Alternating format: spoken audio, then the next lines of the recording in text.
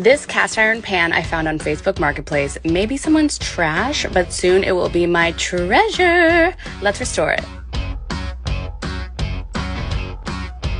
The first step is to bathe your cast iron in a solution of water and white vinegar for an hour. After, sprinkle the pan with baking soda. Scrub the pan with a non-scratch sponge until all the rust is gone. I like using Scotch-Brite's non-scratch scrub sponge.